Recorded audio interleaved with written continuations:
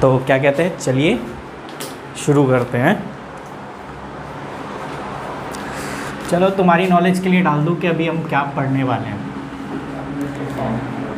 नहीं, partnership form तो book है, हम जो पढ़ रहे हैं वो चैप्टर नंबर 4 है, ठीक है ना।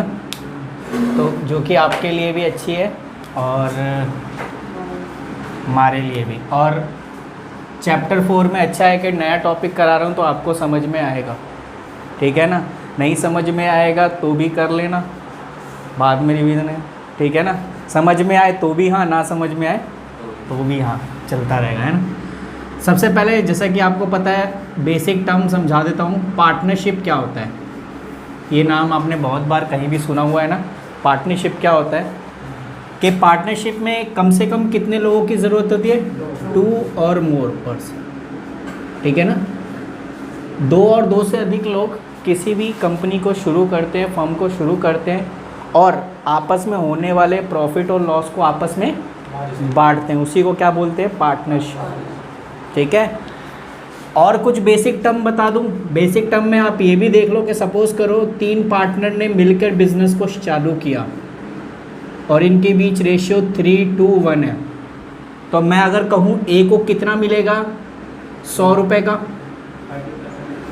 कैसे पता किया, 100 रुपये का ए को मिलेगा 3/6, जो टोटल होता है 3:1 वो नीचे आ जाता है और जो जिसका हिस्सा होता है वो ऊपर आएगा।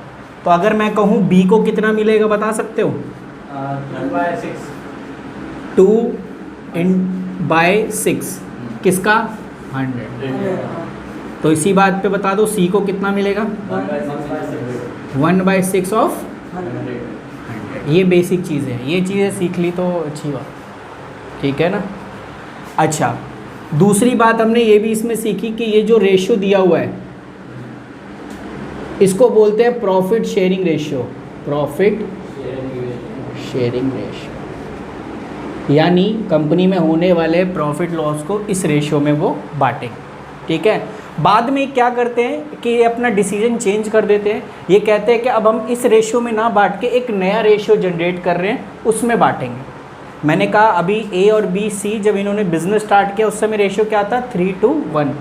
बाद में, बाद का मतलब 1 दिन भी हो सकता है, 1 महीने बाद भी हो सकता है, 1 साल बाद भी हो सकता है, ठीक है ना। बाद बोले तो उसके बाद की बात। बाद में उन्होंने डिसाइड किया कि हम आपस में इक्वली बांटेंगे। कैसे बांटेंगे, इक्वली। तो अब बताओ कि किसको कितना कितना मिलेगा, ए को मिलेगा, बी को कितना मिलेगा और इसको कितना मिलेगा। इस रेशियो को कहते हैं न्यू रेशियो, क्योंकि ये नया जनरेट किया गया है, इसको बोलते हैं। और ये जो रेशियो पहले से था तो ये हो जाएगा, भाई जो पहले का रेशियो होता है वो क्या होता है, ओल्ड, और जो नया जनरेट किया वो क्या है, न्यू, ठीक है। तो जब हम ओल्ड रेशियो से न्यू रेशियो में कन्वर्ट करते हैं तब हमें ये देखना पड़ता है कि कौन पार्टनर सेक्रीफाइस कर रहा है, क्योंकि रेशियो के बदलने से कोई बंदा क्या करता है, अपना रेशियो छोड़ देता है दूसरे के लिए, ठीक है ना। तो वही कि रेशियो के बदलने से पार्टनर को सेक्रीफाइस हो रहा है, ठीक है, और कौन गेन कर रहा है। मैंने कहा अगर मैं अपने रेशियो छोड़ दूंगा सामने वाले को तो मिलेगा ना, मैंने छोड़ा उसको कहते हैं सेक्रीफाइस, दूसरे वाले को मिला उसको कहते हैं गेन, हाँ या ना। तो अगर इस चीज़ में फिर हम निकालते हैं सेक्रीफाइजिंग रेशियो। सेक्रीफाइजिंग, अच्छा सेक्रीफाइजिंग इसकी स्पेलिंग क्या है, सेक्रीफाइजिंग रेशियो, ठीक है, जिसका फॉर्मूला होता है old ratio minus new ratio. ये मैंने बताया, ओल्ड रेशियो माइनस, यानी ओल्ड रेशियो में से नए रेशियो को माइनस करेंगे तो हमारा सेक्रीफाइजिंग रेशियो आ जाए। इसको हम यहाँ अप्लाई करके देखते हैं कि क्या ये यहाँ अप्लाई हो सकता है। तो बताइए, अगर मैं बोलूँ ए का अगर मेरे को ओल्ड रेशियो निकालना हो तो जनाब ए का ओल्ड रेशियो हमें निकालना है, तो ए का अगर ओल्ड रेशियो निकालेंगे, ओ सॉरी वो तो ओल्ड तो दिया है ना, सेक्रीफाइजिंग रेशियो निकालते हैं। ए का सेक्रीफाइस निकालने के लिए फॉर्मूला क्या है, ए का ओल्ड कितना हुआ? 3/6। कोई दिक्कत? और ए का नया कितना है? 1/3। क्या करना है? क्रॉस मल्टीप्लाई करके सॉल्व कर लो। 3 से 3 में मल्टीप्लाई हुआ, 6 में 1 में मल्टीप्लाई हुआ, और नीचे मल्टीप्लाई हुआ, आया हमारा आंसर 3/। कोई दिक्कत? बी का निकालते हैं। बी सेक्रीफाइसिंग रेशियो, बी का कितना है? 1/3। न्यू कितना है? क्योंकि इक्वल है तो सबका वही होगा। इसको सॉल्व किया तो ये कितना आ जाएगा? 6, 3 2 जा 6 और 6 1 जा 6 डिवाइड बाय 18, 0/18। जिसका 0 आ जाए वो ना ही सेक्रीफाइस कर रहा है ना ही गेन कर रहा है, वो बंदे को कोई फ़र्क नहीं पड़ता रेशो के चेंज होने से, क्योंकि उसको कोई नुकसान हुआ ना। ठीक है, ओके। सी, तो सी का सेक्रीफाइस निकालेंगे तो सी का कितना है? 1/6 और न्यू कितना है? 1/3। तो इसको मल्टीप्लाई किया, 3 1 जा 3 -6 देन 18 आपका आया -3/। जो पॉजिटिव में आता है वो सेक्रीफाइस कर रहा है और जो नेगेटिव में आता है वो गेन कर रहा है। तो अगर मैं आपसे बोलूँ इसमें कौन गेन कर रहा है कौन सेक्रीफाइस कर रहा है, तो सी गेन कर रहा है, सी गेन कर रहा है और ए सेक्रीफाइस कर रहा है। आया समझ में? इतनी बात क्लियर है? ये बेसिक चीज़ें हैं, क्योंकि आगे जब मैं इस चीज़ को संभालूंगा तो आपको करना पड़ेगा। पहले आप ये उतार लो, फिर उसके बाद करते हैं कुछ। इसमें दिक्कत क्या ये होता? वही है, वही सारी दिक्कत है। ये तो चीज़ समझ में आया ना, ये जो मैंने आपको बताया। अब दूसरा इसमें टॉपिक है जो कि सबसे कह दो कि इस चैप्टर का सबसे इम्पॉर्टेंट टॉपिक है। अगर ये टॉपिक आ गया तो आप इससे अगला वाला चैप्टर 5th कर सकते हो, उससे अगला वाला चैप्टर 6 कर सकते हो, उससे अगला वाला 7 कर सकते हो। मतलब कहीं ना कहीं ये जो टॉपिक है वो 5th चैप्टर में भी है, 6th चैप्टर में भी है और 7th चैप्टर। ठीक है, तो इसीलिए थोड़ा सा आपने ध्यान से करना है इस चैप्टर को। ठीक है ना? तो वो जो टॉपिक है वो है रीवैल्यूएशन अकाउंट। Revaluation account. अब रीवैल्यूएशन अकाउंट होता क्या है? रीवैल्यूएशन अकाउंट वो अकाउंट होता है जिसमें एसेट और लायबिलिटी के चेंज को दिखाया जाता है। सिंपल सा अगर आपसे कोई पूछे रीवैल्यूएशन अकाउंट क्या होता है, तो रीवैल्यूएशन अकाउंट जो है वो क्या बताता है? चेंज को बताता है। और क्यों बताता है? क्योंकि जब पार्टनर के रेशियो में चेंजेस आता है तो एसेट और लायबिलिटी भी अफेक्ट करता है, जिस वजह से हमें रीवैल्यूएशन अकाउंट बना के ये चेक करना पड़ता है कि कितना एसेट इफेक्ट हुआ और कितना। तो अगर आपसे सिंपल बोले रीवैल्यूएशन अकाउंट बनाने का मेन मोटिव क्या है? चेंज बताना कि एसेट और लायबिलिटी में क्या चेंज आया है। ठीक है ना? हाँ भाई नमस्ते। हाँ भाई रो बता।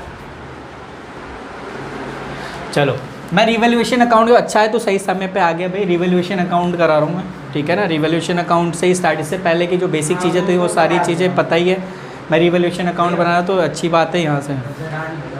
हाँ बैठने में दिक्कत हो रहा है। ओ, तो क्या करना चाहते हो? आगे बैठ जा। आगे? इसको थोड़ा कर लो या इसी में एडजस्ट करो। बिल्कुल बिल्कुल कर सकते हो। क्या करना है? इसको टेबल में बस और कुछ नहीं। तो देखो रिवैल्यूएशन अकाउंट कैसे बनाया जाता है मैं आपको सिखा रहा हूँ। एक ही बार में आपको सीखना है और अगली क्लास में आना ना तो इसे याद करके आना। ऐसे याद करना कि कभी भूलो ना।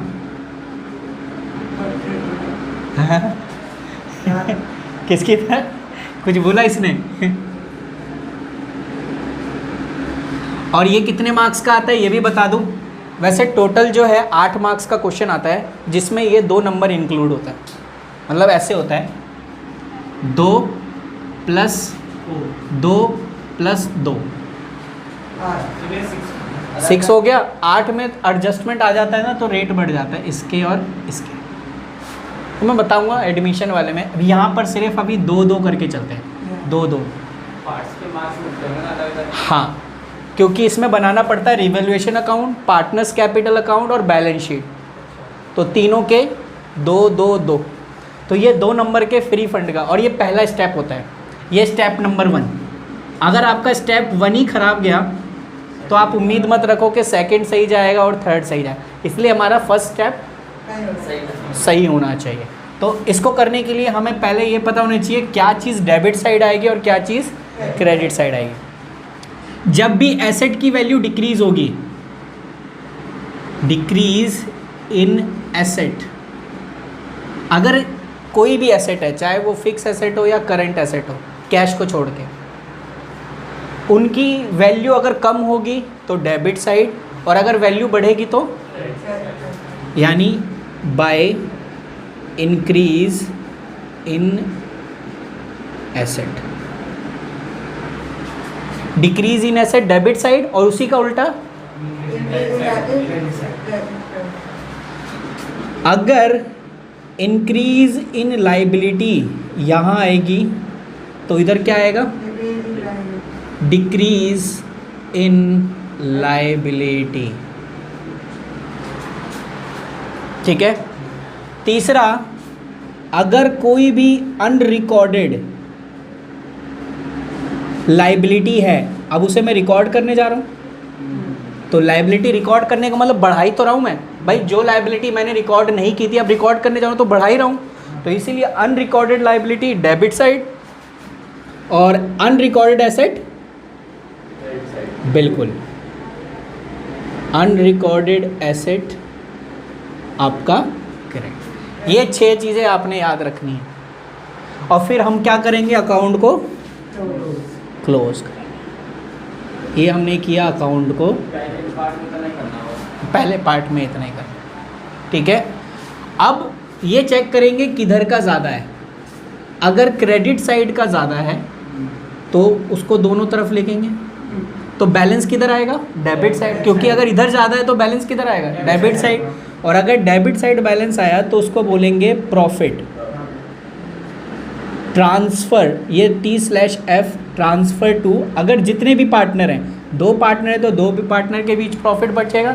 जैसे मैंने कहा 100 रुपये का प्रॉफिट हुआ और इक्वली बांटना है तो 500 रुपये इसे, सॉरी 50 रुपये इसे, 50 रुपये इसे। और अगर इधर का ज़्यादा है तो बैलेंसिंग फिगर किधर आएगा, ये आपका बैलेंसिंग फिगर है, तो उसे क्या बोलेंगे, लॉस। लॉस ट्रांसफ़र टू जो पार्टनर है ए और बी, और वो डिपेंड करता है, दोनों में से कोई एक ही आएगा, या तो लॉस आएगा या तो प्रॉफिट। लॉस कब आएगा, जब इधर का ज़्यादा होगा इधर कम होगा, और प्रॉफिट कब होगा, इधर का ज़्यादा होगा और इधर।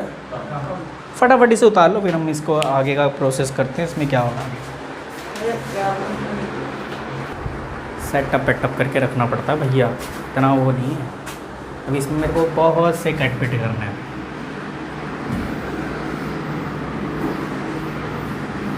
और पढ़ाई वढ़ाई कर लेना, छुट्टी उट्टी कम ही मारना भाई, कोशिश ही करना। देखो एग्ज़ाम्पल बता रहा हूँ कि कैसे आपने इसे करने हैं। मैंने कहा स्टॉक बैलेंस शीट में दिया हुआ है, स्टॉक बैलेंस शीट में दिया है 1 लाख रुपए, और नीचे एडजस्टमेंट में लिखा हुआ है स्टॉक वैल्यूड 80,000। स्टॉक की वैल्यू कितनी हो गई, तो आप कंपेयर करो, क्या कंपेयर करने पे क्या पता चला, 20,000 कम हो गया। एसेट कम होता है तो किधर की साइड लिखते हैं, बोलो बताओ, डेबिट साइड लिखते हैं ना। तो हम लिखेंगे रिवैल्यूएशन, जब हम अकाउंट बनाएंगे तो इधर की साइड लिखेंगे टू स्टॉक। अब बोलोगे अमाउंट कितना लिखेंगे, वो जितना चेंज हुआ, जो चेंज होता है वो लिखते हैं। कितने से कम हुआ, 20,000 से। ठीक है। जैसे बिल्डिंग थी, बिल्डिंग पहले 1,20,000 की थी, और बाद में नीचे जो एडजस्टमेंट में लिखा है वो 1,50,000 रुपये लिखा है।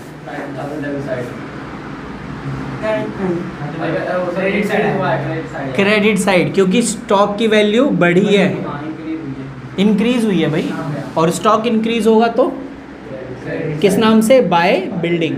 पहले ये बताओ ये चीज़ समझ में आया कि नहीं आया? हाँ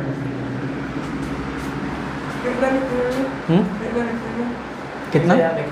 जितना चेंज आया, कितना चेंज आया? जितना चेंज आता है वो लिखते हैं। तो चेंज कितना हुआ? 30,000।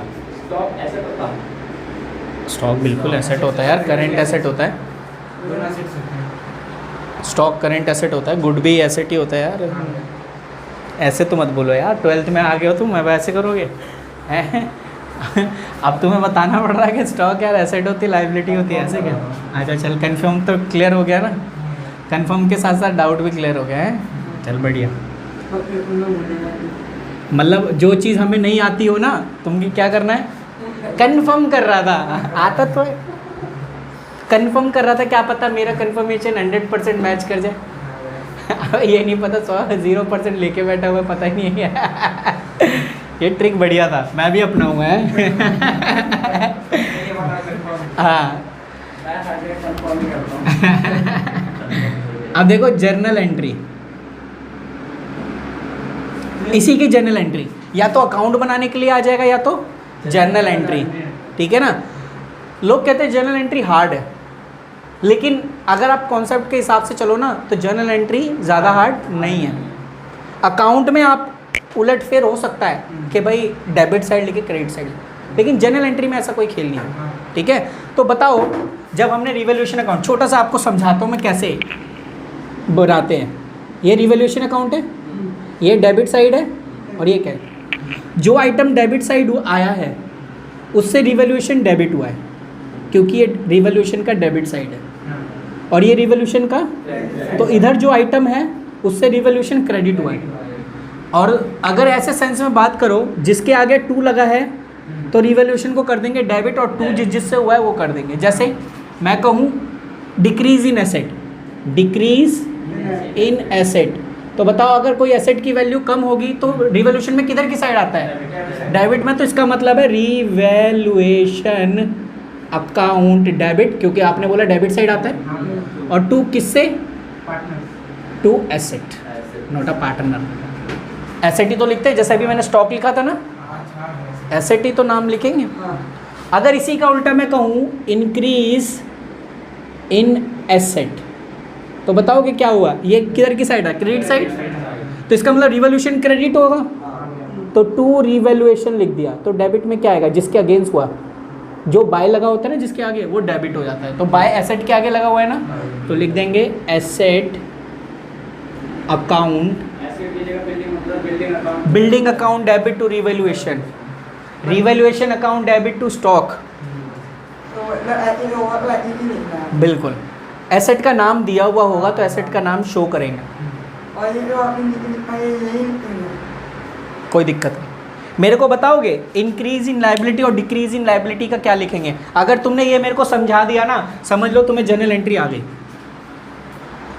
ये पहली जर्नल एंट्री और दूसरी, तो मेरे को बता दो इंक्रीज इन लायबिलिटी की क्या जर्नल एंट्री होगी?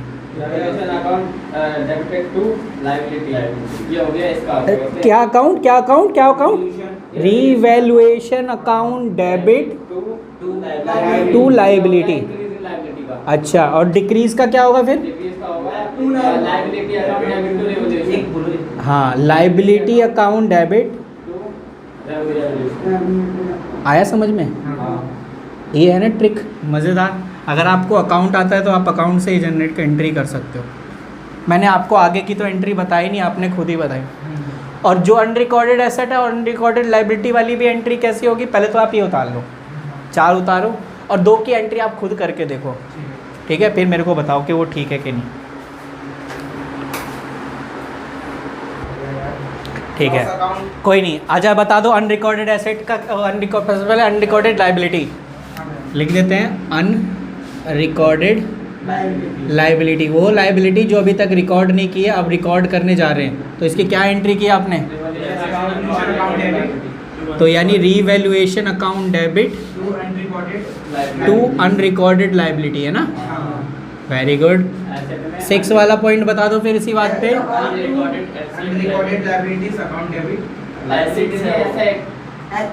Unrecorded Unrecorded asset debit asset account debit to revaluation. To revaluation, है ना, हाँ। क्योंकि एसेट तो क्रेडिट साइड आता है। अच्छा ये बताओ, जब रिवैल्यूएशन में प्रॉफिट होता है तो किधर की तरफ बढ़ता है? इफ प्रॉफिट डेबिट साइड बढ़ता है ना, तो जनरल एंट्री क्या हो जाएगी? रिवैल्यूएशन अकाउंट डेबिट है, प्रॉफिट नहीं लिखना, यही तो गलती कर रहे हो। मतलब जो भी चीज़ है टू पार्टनर्स कैपिटल, यानी जिसको बांट रहे हैं, ठीक है। ठीक है। किसको देंगे प्रॉफिट, किसको मिलता है? अगर दो है तो 2A 2B। 2A 2B, 3 है तो 2A 2B 2C, हैं? हाँ। और अगर लॉस हुआ हो तो उल्टा हो जाएगा, partners capital account debit to revaluation. पहले तो ये बताओ जनरल एंट्री कितनी मज़ेदार है, बहुत आसान है ना, लेकिन याद रखना है साथ साथ नरेशन भी लिखनी है। भाई जनरल एंट्री का रूल है, चाहे मैं 11th की जनरल एंट्री कर रहा हूँ या 12th की जनरल एंट्री कर रहा हूँ, क्या आना ज़रूरी है? नरेशन लिखना ज़रूरी है, वरना एग्जामिनर जो है नंबर काट देगा। नरेशन आप ऐसे लिख सकते हो जैसे आपने अनरिकॉर्डेड लायबिलिटी लिखा ना, बीइंग अनरिकॉर्डेड लायबिलिटी, ठीक है ना, रिकॉर्डेड इन रिवैल्यूएशन अकाउंट, ऐसे कर दो, या show in revaluation account, unrecorded liability show in revaluation account, unrecorded asset show in revaluation account, ऐसे करके लिख दो आप अपना, लेकिन विंग लगा देना ताकि वो अंडरस्टैंडिंग रहे उनके भी। अकाउंट बनाने के लिए आएगा तो अकाउंट बनाएंगे, जनरल एंट्री पूछेगा तो जनरल एंट्री पूछेंगे, ठीक है ना। कोई सा भी पूछ ले हम उसका जवाब दे देंगे, ठीक है ना। अगली क्लास में पार्टनर्स कैपिटल और बैलेंस शीट अकाउंट बनाना सिखाऊंगा, और फिर उसके बाद मैं क्वेश्चन में आपको जंप करवाऊंगा, फिर हम क्वेश्चन करेंगे। पहले बेसिक सीख ले, बेसिक सीखना ज़रूरी है, बेसिक सीख लेंगे तभी हम फिर आगे के क्वेश्चंस को कर पाएंगे, ठीक है ना। रिवैल्यूएशन अभी मैंने सिखाया है, रिवैल्यूएशन से रिलेटेड आपको मैं क्वेश्चन दे देता हूँ, आप क्वेश्चन करके ले आओ, ठीक है ना, कहीं ना कहीं कुछ तो मिलेगा।